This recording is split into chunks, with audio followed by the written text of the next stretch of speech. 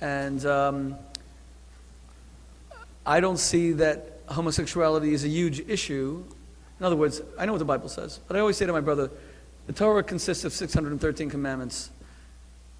You have 611 that you want to keep. Okay, that'll keep you busy. I don't see it as some great emphasis that we put. On the contrary, the Bible says it is not good for man to be alone. Sometimes your faith and your humanity, you feel in conflict. You do, and as you see gay men and women who love each other and who are not alone, and then you know that, the Bible says X, Y, and Z about it, it's not an open and shut case that we simply say, religion says that you can't be with this person and you have to be alone. I believe in grappling with our faith, and it's not so simple. And I think those who make it simple are those who are fundamentalists. And that's the problem. But to say that religion has nothing to say about relationships between people, or that women are always subordinate and everything else. I mean, the Talmud that I study tells me I have to respect my wife more than me. The Talmud that I study says, the Bible that I read says that when Abraham had a dispute with Sarah, God said, you must listen to everything that Sarah tells you. And Jews have always seen her as a greater prophet than Abraham, and he's the father of our faith. There are so many examples of men being, in fact, the Bible, our Torah says that women are wiser than men. And I've seen that with my mother, I've seen that with my wife. The definition of, the Jewish aphorism says the wise man and the clever man. The clever man can extricate himself from situations to which the wise man would never have gotten himself into. And had I listened to my wife about half the things I did in my life that were controversial or self-serving or just downright stupid, I wouldn't have made mistakes. She was the wise person. So I don't see that women are necessarily subordinated. And to the extent that certain things need to be adjusted in religion, Christopher, that's why I welcome your criticisms. Again, it comes down to, and this is the final thing I'm going to say, is that whether religion poisons everything. I think we all have something to learn from each other. And thank you again for attending tonight's event, and we wish you a good evening.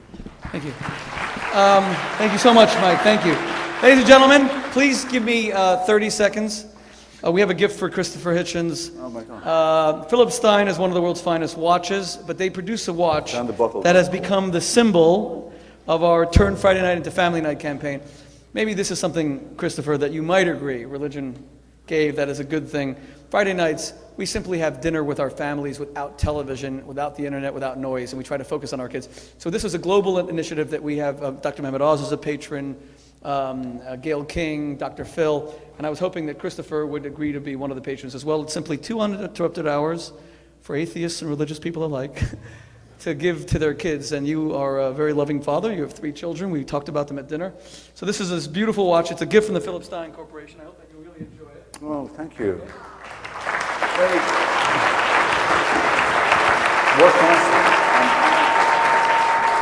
And finally, ladies and gentlemen, if you would all just join me, it is our hope, whatever you believe or don't believe, that you will just join us in a small toast. It's the night before Yom Kippur, Judaism's holiest day, and I wanted to just toast for Christopher's health and well-being, the famous Jewish toast l'chaim, which is life. So.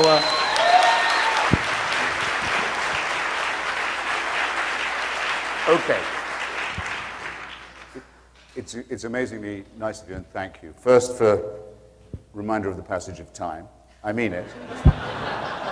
And second, for this very handsome gift. And a tip for everyone, you turn the bottle, not the cork, okay?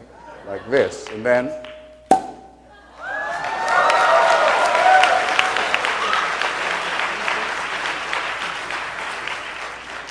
And then you say to life in any language. Shalom. Thank you.